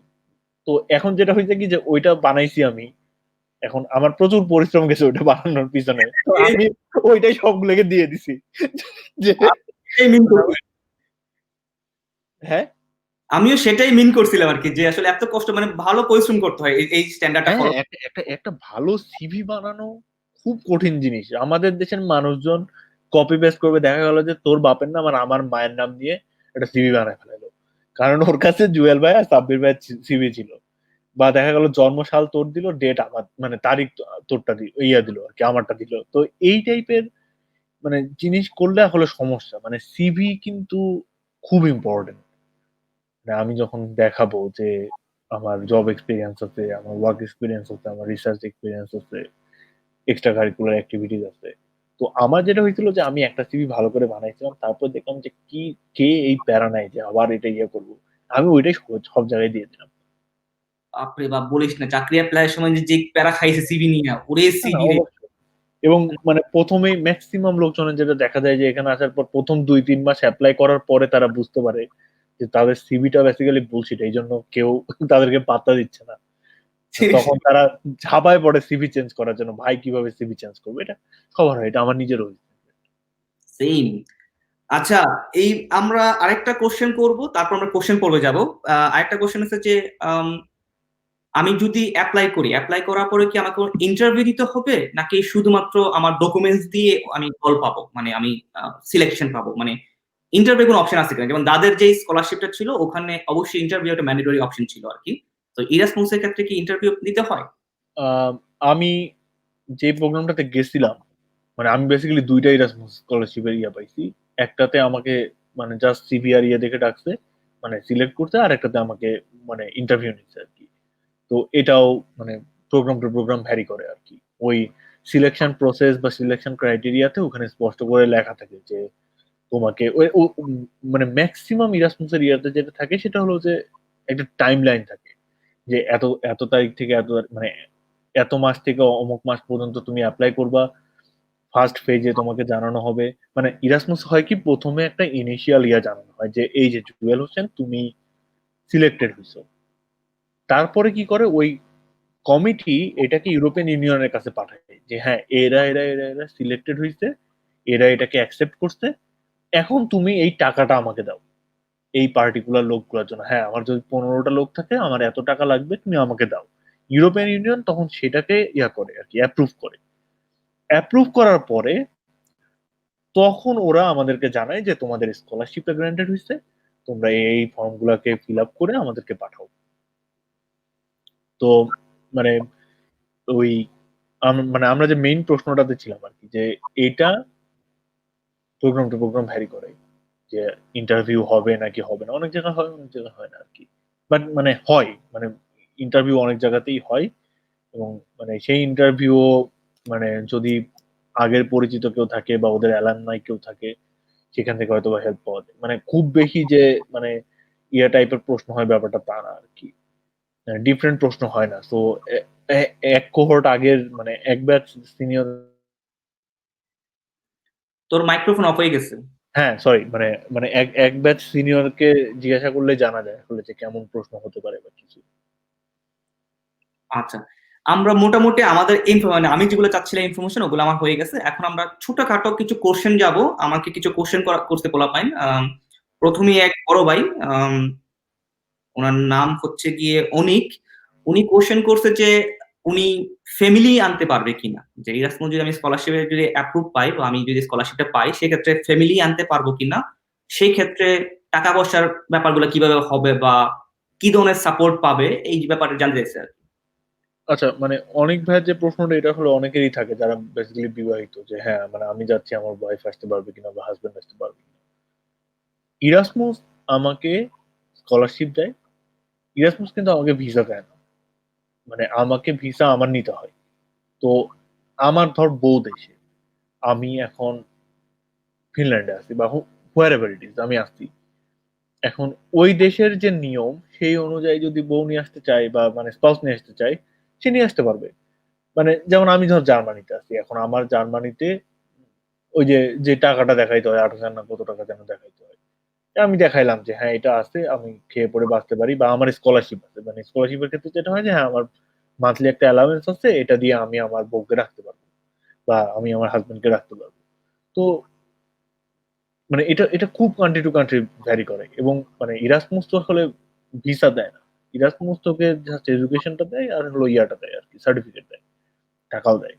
তো বাট মানে মানে they do nothing about the visa processing and stuff. মানে হ্যাঁ অনেক সময় যেটা হয় যে হ্যাঁ মানে সবার ভিসা ফর্ম কালেক্ট করে একবারে ওরা নিয়ে যায় আর কি। যে হ্যাঁ যে কোঅর্ডিনেটর থাকে, যে ভদ্রমহিলা বা ভদ্রলোক, সে হয়তো বা ওটা এম্বাসিকে দেয় যে হ্যাঁ তোমরা একটু তাড়াতাড়ি প্রসেস করো সামথিং লাইক দ্যাট। বাট মানে এর বাইরে কিছু না। কিন্তু আপনি যদি স্পাউস আনতে চান এটা পসিবল। এবং মানে you have to bear the cost. মানে আমি অনেককেই দেখছি যে হ্যাঁ মানে ওই অমুক দেশে গিয়ে 6 মাস তার ওয়াইফ আসছে, বা একটা ভাইয়া আসছিল মানে সে প্রায় 4 মাস 4.5 মাস ওই আপুটার সাথে ছিল আর কি। মানে ওনাদের বাচ্চা কাচ্চা ছিল না, বাট মানে ভাইয়া আসছিল জব জব থেকে ইয়ে নিয়ে, উনি ওখানে ছিল। ওই আপুটাও জব করতো দেশে, উনিও আসছিল আরেকটা দেশে, ওখানে ছিল আর কি। মানে এটা আমি দেখছি, মানে এটা পসিবল। ওকে ফাইন, তাহলে অনিক ভাই আশা করি উত্তর পেয়ে গেছে যে উনি যদি পায় সেক্ষেত্রে ওনাকে নিজে এক্সপেন্স বিয়ার করতে হবে এবং নর্মাল যেই দেশে যাবে সেই দেশের প্রসেসটা ফলো করবে। হ্যাঁ মানে অনেক ভাই সার্টেনলি নিজেই বেয়ার করবেন। মানে উনি মনে হয় এক্সপেক্টও করতেছেন না যে ইরাসমাস থেকে দিবে। কিন্তু মানে আমার মনে আপনার হয়, পক্ষে সহজ উত্তর হলো ভাইয়া পসিবল আসলে। মানে আমার মনে হচ্ছিল যে ওনার কোশ্চেন এরকম ছিল যে আসলে উনি যখন অ্যাপ্লাই করবে দেশ থেকে তখন উনি ওনার ওয়াইফ সে অ্যাপ্লাই করতে পারবে না, মেইনলি মনে হয় এই টাইপের কিছু একটা। মানে মানে I think that should be a bit difficult. Better you come first and then process. মানে আমরা যেটা করি আর কি, মানে আমাদের স্পাউস ভিসা থেকে শুরু করে ইয়াতে যেরকম, যে আমি আগে আসি, আমি সেটেল হই, তারপরে আমার ওয়াইফকে নিয়ে আসি বা হাজবেন্ডকে নিয়ে আসি। তো আমার মনে হয় ওইটাই ইয়া হবে আর কি। একসাথে যাওয়াটা আসলে ডিফিকাল্ট, কারণ তুই একটা মাস্টার্স প্রোগ্রামে আসতেছিস, প্রথমত তো তুই একটা কমপ্লিটলি ডিফারেন্ট একটা কন্টিনেন্টে আসতেছিস। মানে তোর নিজেরও একটু সেটেলমেন্টের ব্যাপার আছে, এই গ্রুপটার সাথে পরিচিত হওয়া। কারণ এই গ্রুপটার সাথে মানে you have to be with the same group for next 2 years. এই গ্রুপটার সাথে একটু অ্যাকোয়েন্টেড হওয়ারও দরকার আছে। তো আমার কাছে মনে হয় এই জিনিসগুলি গুছায় তারপরে ফ্যামিলি নিয়ে আসতে পারাটা বেটার আর কি। Okay fine. নেক্সট কোশ্চেন আমাকে করছে একজন কিরিঞ্চিবাজ, আমি জানি না, মনে হলো কিরিঞ্চি মনে হইলো। উনি শরীফ। উনি জিজ্ঞেস করলো যে সেমিস্টার যেটা হয় যে পার সেমিস্টার এক দেশে করতে হয় এবং সেমিস্টারের নির্দিষ্ট রিকোয়ারমেন্ট ক্রেডিট থাকে আর কি, ক্রেডিট আওয়ার বা 30 ক্রেডিট বা 40 ক্রেডিট যেটা আছে।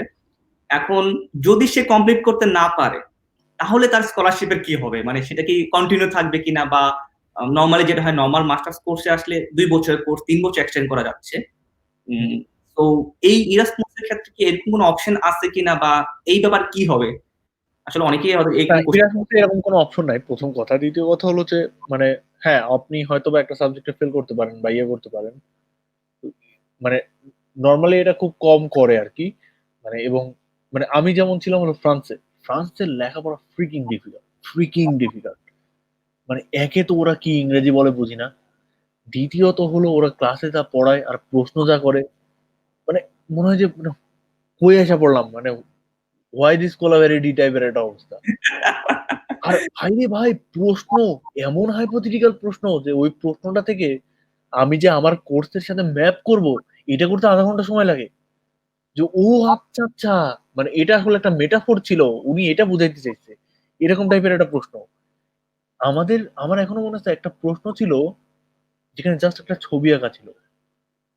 এবং ছবিটা শেষে তারা বলছে যে একটা পার্টিকুলার জিনিস ডিটারমাইন করো। ওটা একটা নেটওয়ার্কিং এর কোর্স ছিল। ভাই রে ভাই, আমার ২০ মিনিট লাগছে বুঝতে যে ওটা বেসিক্যালি যে জিনিসটা মানুষ দিয়ে ইয়া করে বুঝাইছে ওই ছবিটাতে, ওটা বেসিক্যালি একটা নেটওয়ার্ক। আমি বললাম যে, কি মানে ভাই রে ভাই, ইন্না লিল্লাহি ওয়া ইন্না ইলাইহি রাজিউন। কই আইসা পড়লাম। বাট মানে ব্যাপারটা হলো কি যে হ্যাঁ, এবং ওই কোর্সেও কিন্তু আমাদের ২ জন ফেল করছে। হুম বাট ব্যাপারটা হলো যে ওরা জানে যে এরকম মানে একাধিক কোর্সে ফেল করা সম্ভব। হুম হুম তো ওরা তখন যেটা করে যে ওরা মানে ওদের মতো সিস্টেম করে অন এভারেজ একটা ইয়ে করে আরকি। যে হ্যাঁ, মানে এভারেজে পাস। কারণ ইরাসমাসে আসলে মানে রিভার্ট করার কোনো সিস্টেম নাই। আমি ৬ মাস, যেমন আমার যেটা হইছে, আমি ৬ মাস ফ্রান্সে পড়ছি, ৬ মাস ফিনল্যান্ডে, ৬ মাস সুইডেনে। হুম আমার প্রতিটা ইয়াতে ওই যে ৩০ টা করে কোর্স ছিল।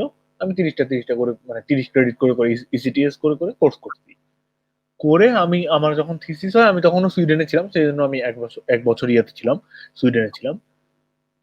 মানে থিসিস যখন আমি করলাম তখন আমার কোনো কোর্স নাই। আমি ৬ মাস কমপ্লিটলি আমি আর আমার প্রফেসর থিসিস করছি আরকি। আমার যখন দরকার হইতো আমি প্রফেসরের কাছে যাইতাম। মানে সে মানে উইকলি মিটিং কল করতো, ইয়ে করতো। বাট আমার কোনো কোর্স ওয়ার্ক এগুলি ছিল না আরকি। এবং ৬ মাসের পরে একটা নির্দিষ্ট ডেট থাকে যে জুলাইয়ের ধরেন ১৫ তারিখে বা ২০ তারিখে আমার হলো মাস্টার থিসিস প্রেজেন্টেশন হবে। অমুক জায়গায় হবে। সেটার টিকিট-মিকিট কাইটে বসে থাকতে হয়। যে হ্যাঁ, ঠিক আছে, আমরা অমুক দিন অমুক জায়গায় যাবো। ওইখানে আমাদের রুম-টুম সব ঠিক করা আছে। অমুক তারিখে এরপরে তারপরে এইভাবে একজন ওয়ান বাই ওয়ান প্রেজেন্টেশন হবে। তো এই এই যে টাইমলাইন, এই যে ডেডলাইন, এই ডেডলাইনটা এখন মিস করার কোনো অপরচুনিটি নাই আরকি। মানে ২ বছরের কোর্স ২ বছরে কমপ্যাক্ট মানে শেষ করে বের হয়ে যেতে হবে। মানে টাকাও দিবে ২ বছর, ইয়াও করবে ২ বছর আরকি। আমার তো ওকে ফাইন, কিন্তু শরীফ ভাইয়ের যে কোশ্চেনটা ছিল ওরকম যে তুই তো মাল, তুই শেষ করে ফেলছিস, কিন্তু যারা ফেল করবে ওদের অপশনটা কি, মানে ওরা কিভাবে ব্যাকআপটা দিবে? না, না, ওই বা যে আমি বললাম তো যে ২ জন ফেল করছে কিন্তু। ওদের ওদের কি মানে পাস করে দিচ্ছে? না। ওটা পার হয়ে গেছে আরকি। হ্যাঁ। ওই ওভারঅল ওদের গ্রেড খারাপ আসছে। ওভারঅল মাস্টার্স এ ওদের গ্রেড খারাপ আসছে। বাট মানে ফেল মানে not the end of the world. মানে ইরাসমাস এর সমস্যাটাই হলো যে এখানে ফেল এর কোনো অপশনই নাই। কারণ কেউই এটা ২ বছর ২ মাস করতে পারে না, ১ মাস করতে পারে না। মানে ২ বছর মিনস ২ বছর আর আরকি। এরকম যে ধর ১২০ ক্রেডিট তোর আমাদের নরমালি মাস্টার্সে থাকে, ঠিক না? তা একটা সাবজেক্ট ফেল করা মানে তোর ৬ ক্রেডিট বা ৮ ক্রেডিট মিস যাচ্ছে। এই যে গ্যাপ ল্যাকিংসটা থাকে, এই ল্যাকিংসটা ফিল আপ করে কি হবে? মানে কোশ্চেন ছিল সেটা। আচ্ছা, মানে ইরাসমাস এর ইয়েটা কি যে ইরাসমাস এ যেমন আমার যদি ৩ টা ইউনিভার্সিটি থাকে, তাহলে আমাকে টোটাল ৪ টা সার্টিফিকেট দেওয়া হয়। হু, হু, যেমন আমার একটা সার্টিফিকেট ফ্রান্সের, একটা ফিনল্যান্ডের, একটা সুইডেনের। হু, আর হু, একটা হলো এই যে ইয়ে ইএমজিডি, যেটা ইরাসমাস মুন্ডাস ইএমজেএমডি মনে হয়, Erasmus Mundus joint masters degree, হু, হু। ওইটার সার্টিফিকেট। তো সব জায়গায় বেসিক্যালি ওই জয়েন্ট মাস্টার সার্টিফিকেটটা ইয়া করে আরকি, অ্যাপ্রুভ করে। এবং মানে মনে কর যে ফ্রান্সের সিস্টেমটা হলো ফ্রান্সে আউট অফ 20 রেজাল্ট দেয়। হুম, হুম। তো তুই ম মান ৯ পাইলে না ১০ পাইলে মনে হয় ফেল। ৯ এ মনে হয় ফেল। তো ধর তুই পাইলি ৭, এবং তোর ওটাতে ৭ লেখা থাকবে। বাট ওইখানে কোথাও লেখা থাকবে না যে ১০ এ পাস। সো মানে ইরাসমাসের এই যে এত বড় মানে ডিফারেন্ট ইউনিভার্সিটি, ডিফারেন্ট কান্ট্রিতে তো। তো এইজন্য যারা ওই সার্টিফিকেটটা দেখে ওরা ওই লাস্ট সার্টিফিকেটটা দেখবে যেটা ওই ইরাসমাস থেকে দিচ্ছে। হুম, হুম। ওইখানে লেখা থাকে যে আমি ফ্রান্সে ৩০ ক্রেডিট, ইয়াতে ৩০ ক্রেডিট, সুইডেনে ৩০ ক্রেডিট কমপ্লিট করছি এবং আমার মাস্টার থিসিস করছি টোটাল ১২০ ক্রেডিট আরকি। সো মানে এটা খুব একটা মানে ডিফার করে না আরকি। তার মানে হচ্ছে আমি যেটা বুঝলাম সেটা হচ্ছে যে ধর তুই ফ্রান্সে যদি ১০ ক্রেডিট কম করিস, তাহলে সেক্ষেত্রে তুই সুইডেনে যে ১০ ক্রেডিট বেশি করে তুই জিনিসটা কভার করে ফেলতে পারবি নাকি? না। মানে ক্রেডিট বেশি করার কোনো অপশনই নাই। মানে এটাই আমি বলতেছি যে এই ১০ ক্রেডিটে আমি প্রথমত হলো যে আমার ক্রেডিট না করার কোনো অপশন নাই। আমার যদি ৫ টা কোর্স থাকে আমাকে ৫ টা কোর্সে জয়েন করতেই হবে।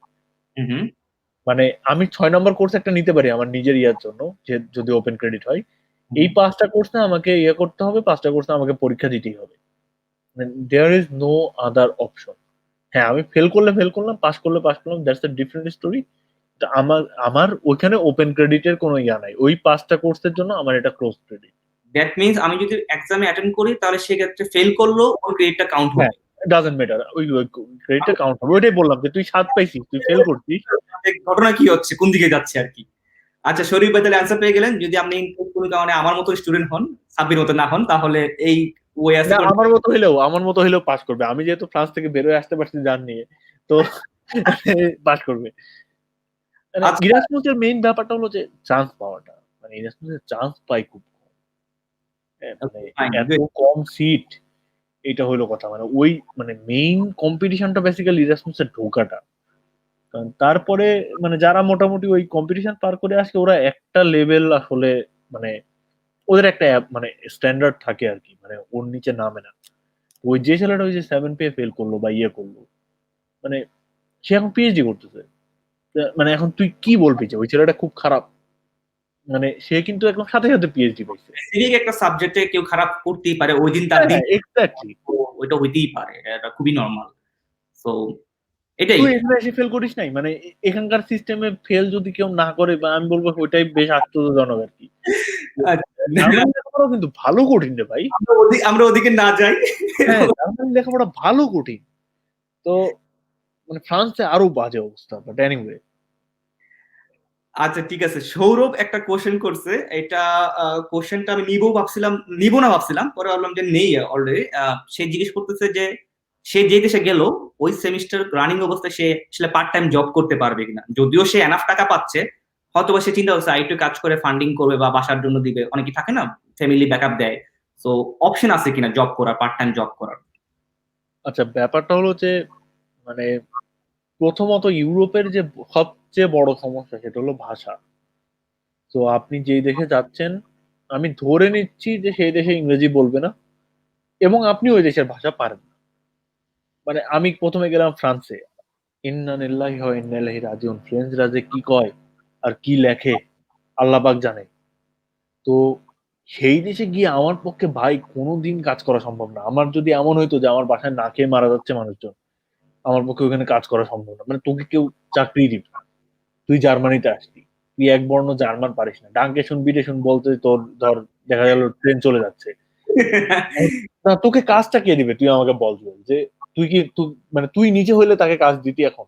মেইনলি হয়তো সে আইটির লোক, আইটিতে তো তোর ভাষা লাগতেছে না, ইংলিশে পারতেছে। তারপরেও তো একটা সার্টেন টাইম লাগে যে হ্যাঁ আমি আসতেছি। এবং দেখ, তুই এখানে আসিস ২ বছরের একটা মাস্টার্স প্রোগ্রামের জন্য, তোর মধ্যে একটা ছেলেকে নেয়া ঠিক আছে।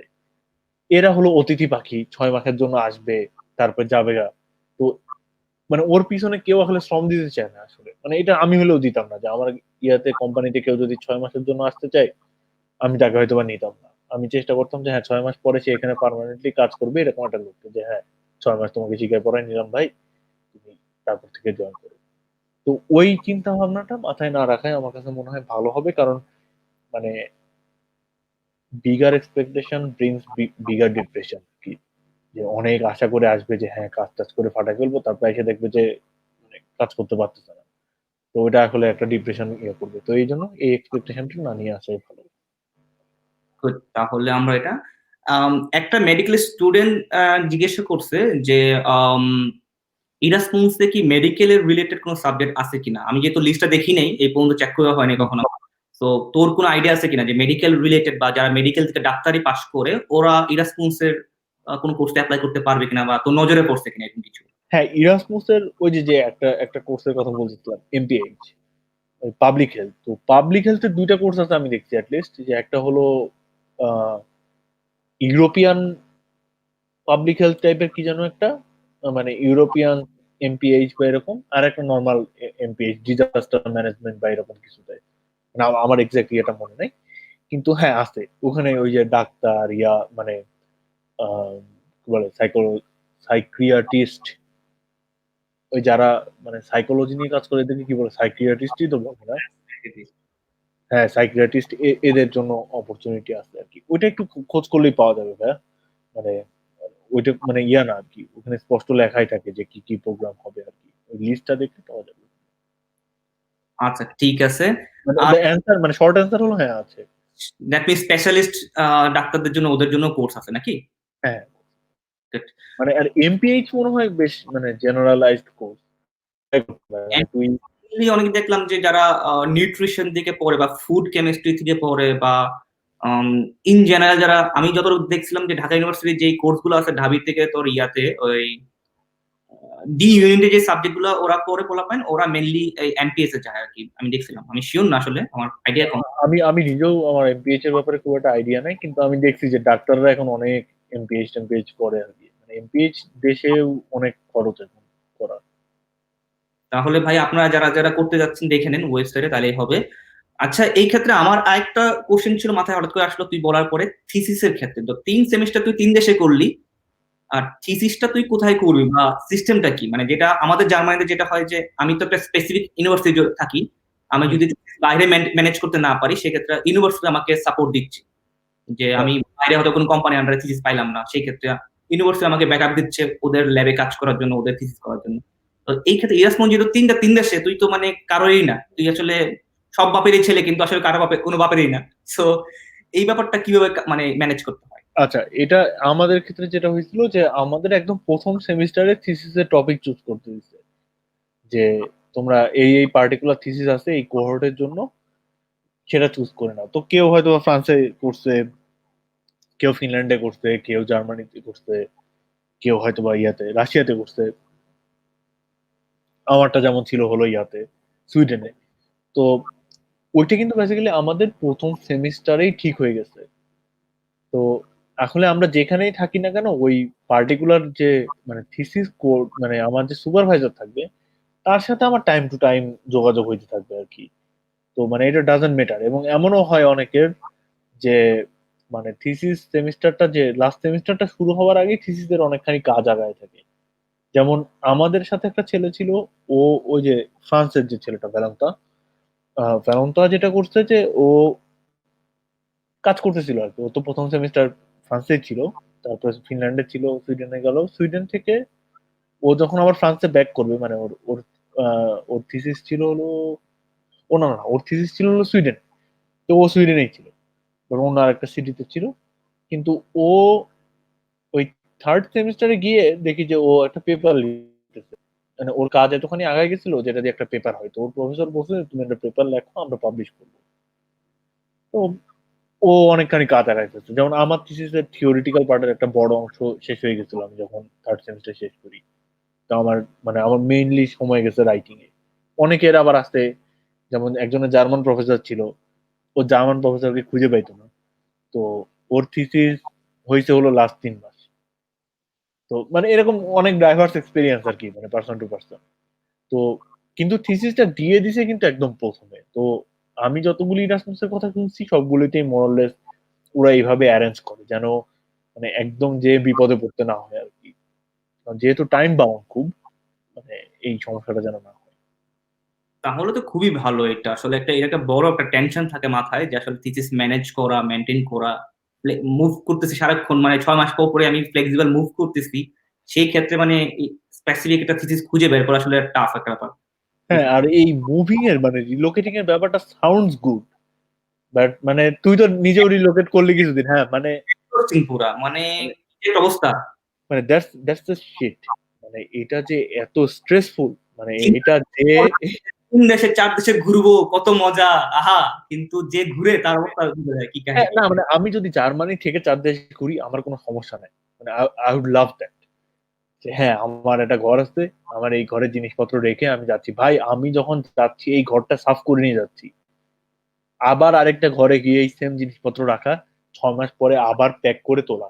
আমি প্রথমবার গিয়ে যে ভুলটা করছি যে আমি সুটকেস খুলে সব জামা কাপড় ওই তাকে তাকে ঢুকে রাখছি। তারপরে আমার বিরাট শিক্ষা হয়েছে। এরপরে আমি সুটকেস থেকে জামা কাপড় নিতাম, সুটকেস থেকে পড়তাম, তারপরে কাপড় চোপড় কেচে নিয়ে এসে আবার সুটকেসের মধ্যে ভাঁজ করে রাখতাম। যে এত প্যারা নেওয়া যাবে না, মানে ইয়াতে রাখা যাবে না। তো জ্যাকেট ট্যাকেট এগুলি সব ইয়াতে রাখো, আলনাতে রাখো, মানে ওই কাবার্ডে, বাকি সব কিছু না। ওকে, ফাইন। আমরা মোটামুটি শেষ পর্যায়ে চলে আসছি এবং একটা বার্নিং কোয়েশ্চেন মোটামুটি আমাকে ১০ থেকে ১৫ জন করছে। আমি স্পেসিফিক কারো নাম বলব না। সেটা হচ্ছে সবারই প্ল্যানিং থাকে কোর্স শেষ করার পরে যেকোনো দেশে সেটেল হওয়ার জন্য। আম এই ক্ষেত্রে সেটেল হওয়ার অপশনটা কি? মানে ধর আমাদের জার্মানির যেটা হয় যে আমরা এখান থেকে পাস করলে আমি এখানে একটা ভিসা পাচ্ছি জব সার্চিং এর জন্য। একটা স্পেসিফিক ভিসা পাচ্ছি। আর যেহেতু আমি ইরাসমুসে যেহেতু আমার ভিন্ন, ভিন্ন দেশে থাকতেছি সেই ক্ষেত্রে আমি কি ৩-৪ দেশ থেকে ভিসার রিকোয়ারমেন্ট পাবো জব খোঁজার জন্য? বা সামহাউ ওই জিনিসটা কি? মানে রিকোয়ারমেন্টটা কি বা অপশনটা কি? আম একটু বলো। হ্যাঁ, এইটা আসলে মানে আমার কাছে মনে হয় এইটা মানে one of the biggest question and one of the most important question you should সবাই আস্ক। বসেনি। হ্যাঁ, এবং এটা মানে এটা আসলে মানে মানে জিজ্ঞাসা করার মতোই একটা কোয়েশ্চেন। আমি আমার এক্সপেরিয়েন্সটা বলি। আমি তোকে বললাম যে আমার থিসিসের কাজের থিওরিটিক্যাল পার্টটা মোরলেস শেষ হয়ে গেছিল। আমি ডিসেম্বরে ১ মাসের ছুটিতে ইয়াতে গেছি। ডিসেম্বরে আমার সেমেস্টার শেষ হয়েছে। আমি দেশে গেছি। গিয়ে আমি জানুয়ারির ফার্স্ট উইকে আসছি। এসে আমার প্রফেসর বলছে যে, "হ্যাঁ, তুমি চিল। ১ সপ্তাহ চিল করো। তারপরে আমরা লেখালেখি শুরু করব।" তো আমি ওই সময় এপ্লাই করা শুরু করছি। আমি তখন ছিলাম সুইডেনে। আমি ফেব্রুয়ারি, মার্চ, মিড এপ্রিল পর্যন্ত খালি সুইডেনে এপ্লাই করেছি। যেহেতু আমি সুইডেনে আছি, মানে দ্যাট শুড বি ইজিয়ার। হু, হু। ভাই মানে you should not believe it, আমি ২ টা ইন্টারভিউ কল পেয়েছি। আউট অফ প্রবাবলি 50 অর 60 মানে অ্যাপ্লিকেশন। তখন আমার কাছে মনে হয়েছে মানে am I really worth it? মানে আমি কি আসলে এখানে চাকরি-বাকরি পাবো? মানে পাওয়ার মতো যোগ্যতা আমার আছে? তো তখন আমি যেটা করছি যে আমার তখন মাথায় ইয়ে করতেছে যে আমার অগাস্ট পর্যন্ত ভিসা আছে। মানে I have to move somewhere, তাই না? মানে থাকতে হবে। আমাকে চাকরি খুঁজতে হলেও তো থাকতে হবে। তো আমাদের সময় যেটা সুবিধা ছিল যে আমাদের ফিনল্যান্ড ছিল। ফিনল্যান্ডে ১ বছরের ভিসা এক্সটেনশন করা যেত। তো আমি যদি ধর জুলাই, অগাস্ট পর্যন্ত যদি দেখতাম যে মানে মে, জুন পর্যন্ত যদি আমি চাকরি না পাইতাম, আমি ফিনল্যান্ডের ১ বছরের ভিসা এক্সটেন্ড করে নিতাম আরকি। তো আমার সেটা লাগে নাই। মানে আমি আসলে ওই এপ্রিল, মে তেই চাকরি পেয়ে গেছি। মানে মাস্টার্স থিসিস ইয়ে হওয়ার প্রায় ১-১.৫ মাস আগে। কিন্তু মানে অনেকেই হইছে। যেমন আমাদের সাথে একটা ছেলে ছিল, ও ল্যাটিন আমেরিকা থেকে আসছিল, চিলি থেকে। ও এরিকসনে কাজ করছে ৭ বছর। মানে চিলির এরিকসনে। ও নেটওয়ার্ক ইঞ্জিনিয়ার ছিল। সুইডেনের এরিকসনে ও ২ বার এপ্লাই করছে। ফিনল্যান্ডের এরিকসনে ১ বার এপ্লাই করছে। ৩ বারই ওর জব হয় নাই। হু, হু। মানে আনবিলিভেবল, এবং ও মানে সেম কাজটা করতো। মানে he was really good at that. মানে যে ৭ বছর চাকরি করছে, মানে ৭ বছর তুই একটা জায়গায় থাকলে মানে মোটামুটি নাড়াচাড়া করতে, করতেও মানুষ ইয়ে হয়ে যায়। এক্সপার্ট হয়ে গেছে। হ্যাঁ, ধর তুই টেবিল থেকে ধুলা পরিষ্কার করতেছিস। ৭ বছর ধুলা পরিষ্কার করলেও তুই বুঝবি যে কোথায় থেকে ধুলা আসতেছে। ব্যাপারটা এরকম যে কোন টেবিলে কতটুকু ধুলা হইতে পারে। ওকে নেয় নাই। তো আমাদের সময় যেটা হয়েছিল কি যে সুইডেনের মাইগ্রেশন পলিসি নিয়ে খুব একটা ঝামেলা হচ্ছিল। তখন রিভিউরা আসছিল ১৭ সালের দিকে, এবং ভিসা দিচ্ছিল না আরকি। তো আমি সুইডেনে যেহেতু মাস্টার্স করছি, আমি সুইডেনের ৬ মাসের ভিসা এক্সটেনশন এর জন্য এলিজিবল ছিলাম। হু, হু। কিন্তু আমি যখন ওদের ইয়েতে গেছি, ওই ভদ্রমহিলা আমাকে ডিরেক্টলি বলছে যে, "দেখো আমাদের মানে মাইগ্রেশন সিস্টেমটা আসলে ওভারফ্লোন এখন। কারণ এই রিফিউজিজ এর জন্য মানে ওদের ক্রাইসিস চলতেছিল তখন বেসিক্যালি। তো আমি তোমাকে বলব যে তুমি মানে তুমি যদি বলো যে আমাকে একটা অনেস্ট সাজেশন দিতে, আমি তোমাকে বলব যে তুমি এখানে এপ্লাই করো না। কারণ এখানে তোমার যে এই প্রায় ৭০০ করোনা যাবে। ৭০০ করোনা মানে কত? প্রায় €৮০ বা €১০০ এরকম টাইপের আরকি। এটা ওয়েস্ট হবে কারণ তুমি এটা পাবা না। আমি এটা গত ২ সপ্তাহে দেখছি যারাই আসছে তাদের সবাইকে রিজেক্ট করা হচ্ছে। এবং আমাদের একটা ফ্রেন্ড ওর ৩ দিন আগে এপ্লাই করছিল। ওকেও রিজেক্ট করছে। মানে পরে রিজেক্ট করছে, মানে আমার ইন্টারভিউ এর পরে। কিন্তু মানে ওই মহিলাটা বেসিক্যালি আমার মানে ধরো অ্যারাউন্ড €100 বাঁচাইছে আরকি। তো ওইখানে যদি আমি ইয়া হয়ে যেত, মানে আমি যদি একটা সমস্যায় পড়ে যেতাম, তাহলে পসিবলি আমাকে ব্যাক করতে হইতো। মানে যদি ফিনল্যান্ডের অপশনটা না থাকতো। যেমন ওই ছেলেটা পরে ফিনল্যান্ডে গেছে। ফিনল্যান্ডে গিয়েও আরেকটা জব পাইছে, ওই চিলির ছেলেটা। কিন্তু মানে আর বাকি কাউকে আমি দেখি নাই। আর বাকিরা সবাই জব পাইছে। মানে জব বা পিএইচডি যারা যারা ইয়ে করছে সবাই মডেললেস পেয়ে গেছে। আসলে মানে ইরাসমাস যদি একটু ঘোরাঘুরি হয় বা ইয়ে হয়, বাট মানে একটা গুড পার্ট হলো যে আমি চুজ করতে পারি। যেমন আমি যেটা করছি যে আমি সুইডেনে থাকি নাই, আমি মানে বুঝতে পারছিলাম যে সুইডেনে এখন অ্যাপ্লাই করে কোনো লাভ হবে না, কারণ ওরা নিচ্ছে না, নিলেও ওরা আমাকে ভিসা দিতে পারবে না। এই জন্য হয়তো ওরা আমাকে কলই করতেছে না, যে মানে এটা ওয়েস্ট অফ টাইম হবে। তো পরে আমি জার্মানিতে অ্যাপ্লাই করছি, জার্মানিতে অ্যাপ্লাই করার মোটামুটি কোনো 20-25 দিনের মধ্যে আমি চাকরি পেয়ে যাই। তো মানে তখন আমার মানে ওই ইয়েটা নিয়ে গেছে আর কি, যে মানে এটা পাথর নেওয়ার মতো আর কি, না হলে আমি ফিনল্যান্ডের ওটা নিতে পারতাম। তো মানে জিসটা হলো যে আসলে মানে আপনি কোন কোন দেশে যাচ্ছেন সেই দেশের উপরে ডিপেন্ড করে। মানে নর্মালি কোনো না কোনো একটা দেশে আপনি এক্সটেন্ড করতে পারবেন, এবং মানে you have to think a bit ahead. যে আমি যখন থার্ড সেমিস্টারে যাচ্ছি, মানে ফাইনাল ইয়ারে যাচ্ছি, সেকেন্ড ইয়ারে, তখন থেকে যদি আমি একটু চিন্তা ভাবনা করতে থাকি যে আমি কোথায় কোথায় জব খুঁজবো, কোথায় কোথায় ইয়া করব, মানে এটা সম্ভবত একটু হেল্পফুল। যে যেমন আমি আমি যেটা করছি যে আমি সুইডেনে গেছি, আমি সুইডেনেই জব করছি, কারণ আমি জানি যে আমি 1 বছর থাকবো সুইডেনে, আমি সুইডেনে জব করতেছি। কিন্তু মানে আমার ক্ষেত্রে কপালটা খারাপ ছিল, আমি সুইডেনে থাকতে মানে আমি যদিও এখন একটা সুইডিশ কোম্পানিতে চাকরি করি আইরনিক্যালি, বাট মানে ওই সময় আমাকে সুইডেনে কেউ জব দেয় নাই। তো তুই রিজেকশন মারে দিতি, বলবি যে আমি সুইডেনের কোম্পানি জবই করবো না, হালার আমাকে দেয় নাই visa। হ্যাঁ, মানে আমি জানি না তুই আমার কোম্পানির নাম শুনছিস কিনা, বাট ক্লারা, ওই জোফোর্ড, ক্লারনা আর কি, হ্যাঁ, কিন্তু ক্লারনা ওই জোফোর্ড আছে, জোফোর্ডের নাম তো শুনছি, ওই যে জোফোর্ড সুপারভাইজিং যেটা, হ্যাঁ support যেটা করে, হ্যাঁ। হ্যাঁ জোফোর্ডকে বেসিক্যালি ক্লারনা কিনে নিছে আর কি। আচ্ছা হ্যাঁ, আমি এটা দেখছিলাম ওই যারা বিভিন্ন ধরনের মানি এক্সচেঞ্জ ইয়ে করে, যে আফতাব কারেন্সি বা আম, আজিমো যারা এক্সচেঞ্জ করে টাকা পাঠানোর সময়, এটা এখন কিন্তু মানে ক্লারার ইয়াতে আসে। না না, Zopho- ক্লারনা দিয়ে যায় না, না না, মানে ওই জুম টুম যেটা, ওটা বেসিক্যালি পেপাল দিয়ে যায়। না জুম না, আফতাব কারেন্সি বা বিভিন্ন, তুই যখন জার্মানি থেকে তুই দেশে টাকা পাঠাবি, তখন তোকে একটা অন্য একটা উইন্ডোতে ফরওয়ার্ড করে নিয়ে যাবে। তুই যখন মানে ওটা বলবি, ওটা ওটা বেসিক্যালি ক্লারনা না, ওটা ট্রান্সফার ওয়াইজ। জানি না, মানে ওখানে দেখছিলাম ক্লানার নামটা দেখছিলাম কোথাও, ওটা এরকম ফিঙ্গার থাকে, এরকম দুই ফিঙ্গার থাকে এরকম, হ্যাঁ হ্যাঁ হ্যাঁ, ওই এরকম ওইগুলো। হ্যাঁ, এবার exact- গোলাপি আর কি, হ্যাঁ গোলাপি। তো হ্যাঁ। বাট এনিওয়ে, মানে মানে that's not part of the discussion, but মানে ব্যাপারটা হলো যে আমি কিন্তু ধরা গেছি, বাট মানে I somehow made it over. কারণ তুই চিন্তা কর যে তোর 6 মাস, you know all this things, মানে কাকে কি বলতেছি, যে 6 মাস আর ভিসা আছে, আমার আমার জব হচ্ছে না, আমি কোথায় যাব আমি জানি না। হ্যাঁ, মানে টাকা পয়সা আছে, টাকা পয়সা দিয়ে কি করব আমি? টাকা পয়সা আমার কি হবে? ভিসা নাই। হ্যাঁ, আমার ভিসা নাই রে ভাই। আমি টাকা পয়সা দিয়ে কি করব? ধর আমার কাছে তখন 5,000 ইউরো আছে। হ্যাঁ, আমি জানি যে আমি 6 মাস থাকতে পারবো, 7 মাস থাকতে পারবো। আমার ভিসাই তো নাই। আমি থাকবো কই থেকে? তো বাট ইরাসমাসে নরমালি আমি যেটা দেখছি যে কাউকেই মানে এখন পর্যন্ত এটলিস্ট আমাদের ইয়াতে, আমাদের প্রোগ্রাম যে অনেক হাই ফাই প্রোগ্রাম বা ইয়া প্রোগ্রাম তা না। বাট মোরালেস সবাই চাকরি পাইছে বা ইয়া পাইছে, এই পিএইচডি পাইছে বা ইয়া পাইছে, মানে পায় পায় আর কি। এবং ওই যে ইউনিভার্সিটি গুলিতে পড়া হয়, নর্মালি ওই ইউনিভার্সিটি গুলিতেই জবের অফার থাকে। ইভেন আমাদের সাথে একটা ছেলে মানে এই ওর থিসিস করছিল হলো ফেসবুকের যে ডেটা সেন্টারটা আছে সুইডেনে, ওইখানে ও ওই ডেটা সেন্টারের ইফিসিয়েন্সি নিয়ে একটা কাজ করছিল। পরে ওকে একটা খুব বড় ডেটা সেন্টার রিলেটেড একটা কোম্পানি, মানে যারা মানে ওই প্রাইভেট ক্লাউড মেনটেন করে, ইয়া না আর কি, অ্যামাজন বা ইয়ার মতো না, ও ওইখানে চাকরি পেয়েছে, কারণ ওর রিলেভেন্ট এক্সপিরিয়েন্স ছিল। ফেসবুক নেয় নাই সার্টেনলি, কিন্তু ওকে নিয়েছে ওইখানে। তো এরকম আর কি, মানে আপনার যদি আসলে ক্যালিবার থাকে, ইয়া থাকে, এবং Erasmus it's all about communication. মানে আপনি বেসিক্যালি একটা গ্লোবাল নেটওয়ার্কে ঢুকতেছেন, আপনি একটা হিউজ নেটওয়ার্কে ঢুকতেছেন।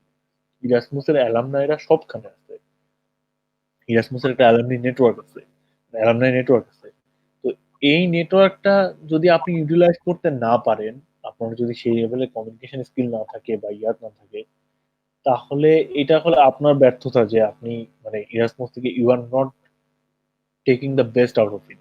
কারণ ইরাসমাস হিউজ সুযোগ সুবিধা দেয়।